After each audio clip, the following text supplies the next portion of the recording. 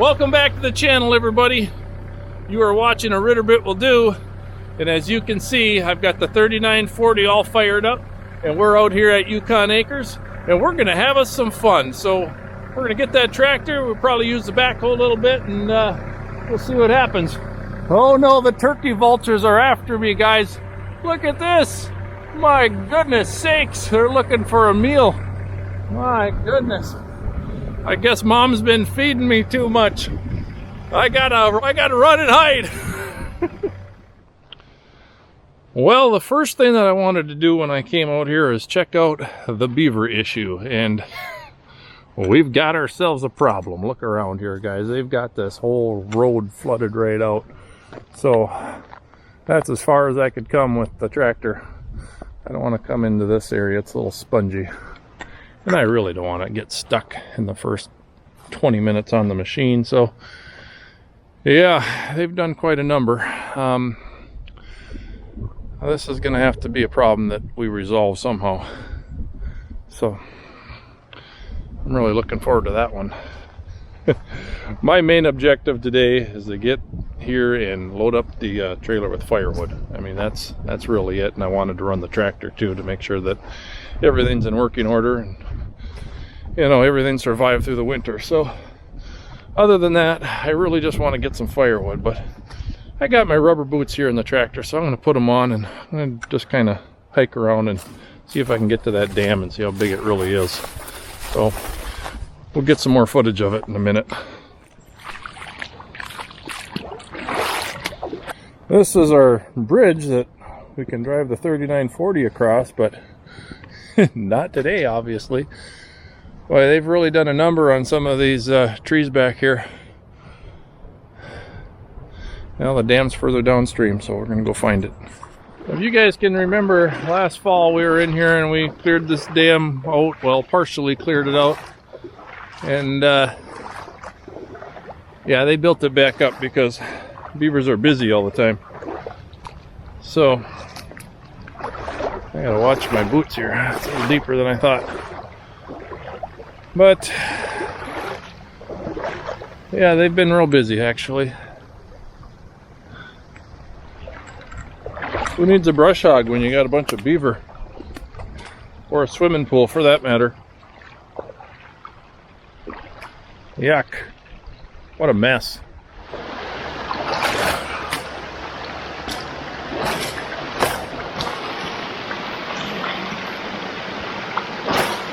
Anything that grows in a swamp loves to find a new place to grow. And it's starting to find this beaver dam as an ideal location where there's a good supply of water and organic material. So we're just busting up the organic material so we can maybe solve the beaver problem, or at least slow them down a little bit. It's just a fight. It's a battle. And once we get rid of all of them, in about a couple more years, more will show up. So, just a matter of who has more willpower. And right now, they're starting to flood out a good portion of our land that we can't use anymore. They've probably got about 20 acres of land flooded out that we can't use at all. So I'm trying to reclaim that land.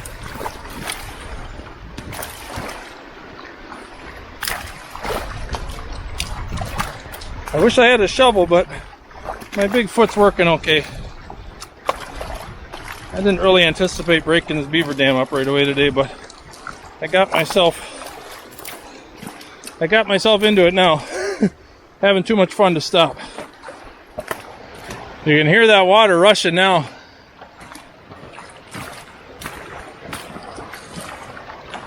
That's just an alarm bell for those beaver. They'll hear that tonight. They'll be out here if there's any left. But I hope that it's too overwhelming for them.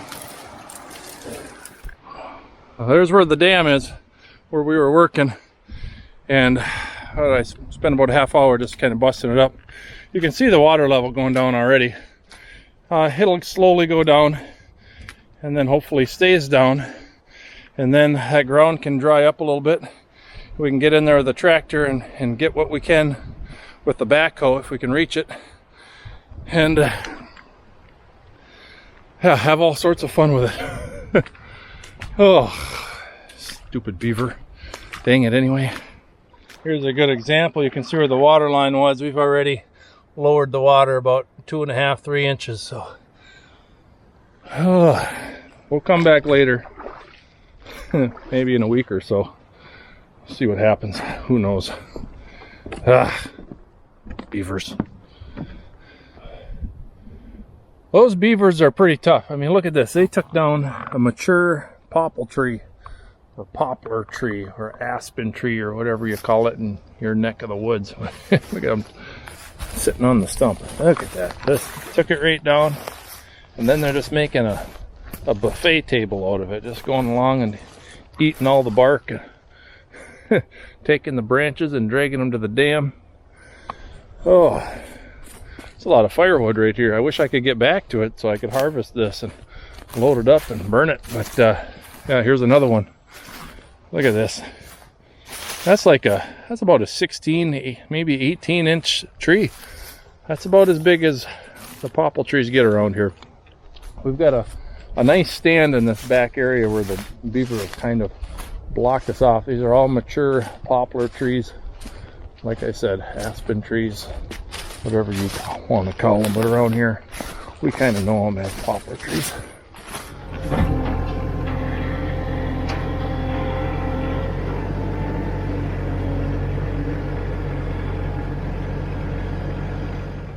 Well, before I go load up with firewood, I need to empty this trailer. I got some old landscape brick here and a couple of concrete piers from some columns we used to have on the deck, and then our old fire pit. I'm not going to bury this tire. I need that. That's the important part. But, oh, and I got some old ash from a fire pit that I know has some nails and screws in it. So I'm going to dig a hole with the backhoe and bury that stuff and get rid of it. And, you know, and then we'll go load up the trailer with some firewood. So that's the plan. Plans are always changing because I can never really make a good plan to stick with, so I got to change it all the time.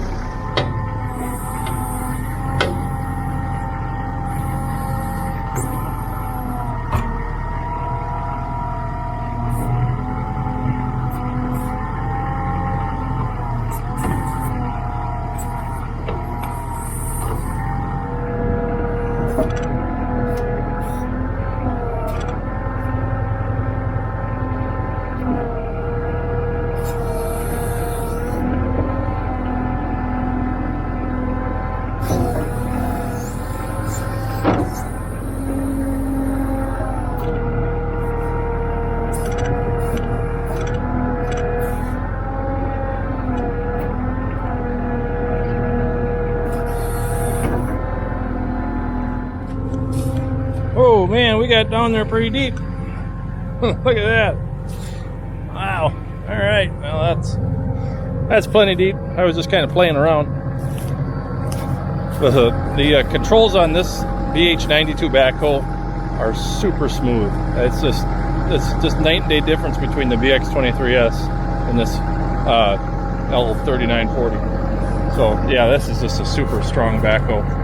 As you can see, we've got some sandy soil too, so it was really easy digging, but wow, look at how far down we went. I thought I might hit some water, but guess not. Okay, let's bury some junk.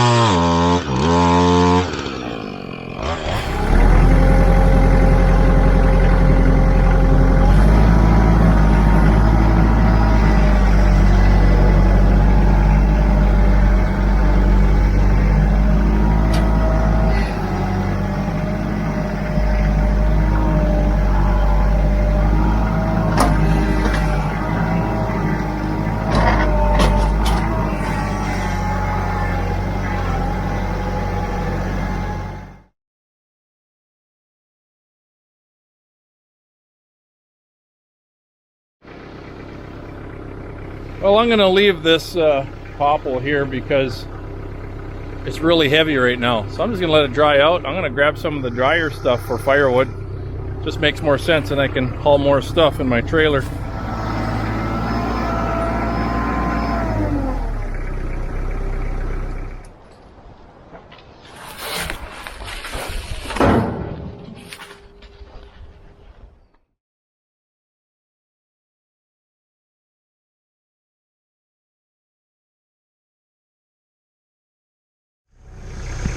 Well guys, we're getting a trailer load here. It's pretty heavy. I'm kind of getting concerned. I don't want to overload it. But I think I know where some cedar logs are. So I'd like to get some cedar on there because that's lightweight and always smells good around a campfire. So I'm going to go see if I can hunt those down. And I don't know. We'll see what happens. You know my plans always change. So here we go. Well, I thought there was some cedar logs that have been laying in this area for quite some time, but I don't see them, so maybe I was wrong.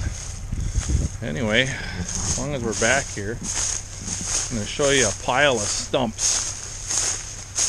Back in the day, when my dad was clearing a lot of land, this was where all the stumps ended up. He loved to pull stumps. Those actually might be the cedars I was thinking about. Huh, they are. They are piled up way back here. They're a little in worse condition than I kind of thought they were. I'm not going to come back here. But anyway, check out those stumps. There's just a rain of stumps. They're pretty much all Norway pine stumps that he dug out with his with the big backhoe. I'm not going to go any closer. I'm kind of standing in some swampy water. In fact, my socks are getting wet, so time to get out of here. Yeah, that's why I don't really want to bring the tractor back here either. Well, now I'm starting to second guess. It ain't too terrible. Maybe I could sneak down here and pick one of these out of there at the forks. Alright, now that I mentioned it, I better give it a try. Okay. Plans are always changing. Remember I just said plans are always changing? Well, I just thought of another spot that there might be some other cedars, so we're going to go look there first.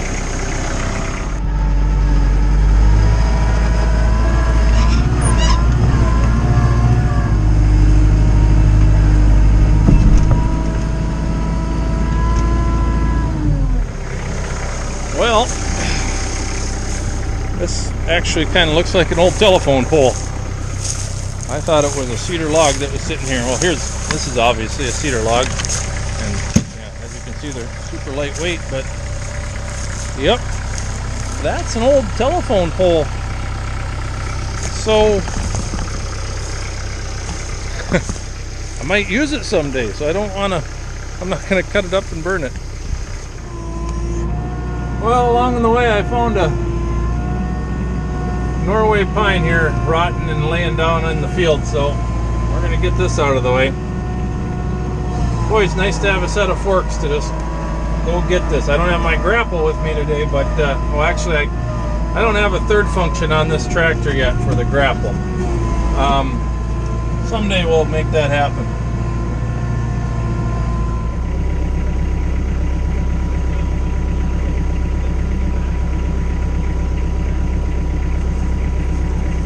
Over here, we're gonna do a little beaver dam,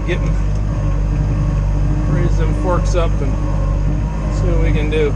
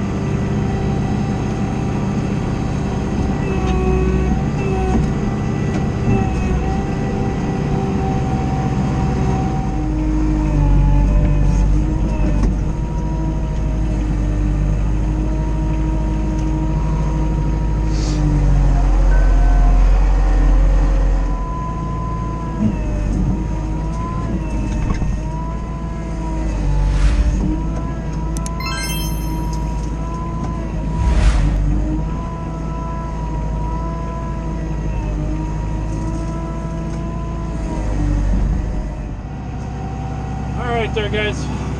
After all of that, we're going to try and pick one of these cedars out of here.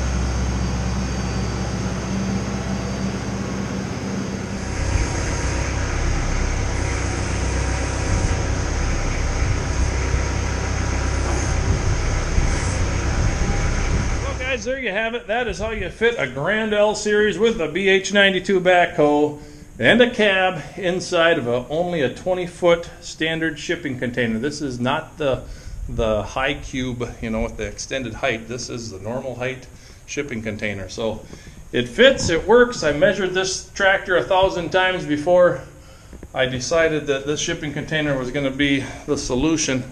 Hey, I want to show you guys a little trick that I do to get that extra room.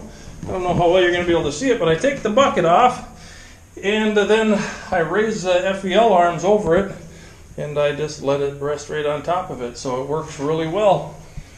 This thing sat all winter long. As you can see, I put in some vent holes and it seems to be really well. There's no critters that got in here. I can't see any evidence of mice or squirrels that got in here, so that's a good thing. You can see an old sock on the floor right there, and another one here, and another one there. Well, inside those socks are some mothballs, so try to keep the critters out. They don't like mothballs very well. Hey, anybody have a solution to this thing, this latch? Because I'm always having to beat on it with a hammer to get it undone and latched too. It's just kind of a pain in the butt. So if you know how, you know, a quick solution to getting that thing to work, I would appreciate it. Hey guys, if you like this video, I would really appreciate it if you hit the like button. That helps my channel grow, and that's what all of us YouTubers are trying to do. I'm trying to hit 10,000 subscribers by the end of the summer. That's just kind of a personal goal, no real reason. But hey, if you want to subscribe to or like my Facebook page, I got a Facebook page, a RITTER will do, and there you can send messages, post pictures, and whatnot, keep up to date of what's going on.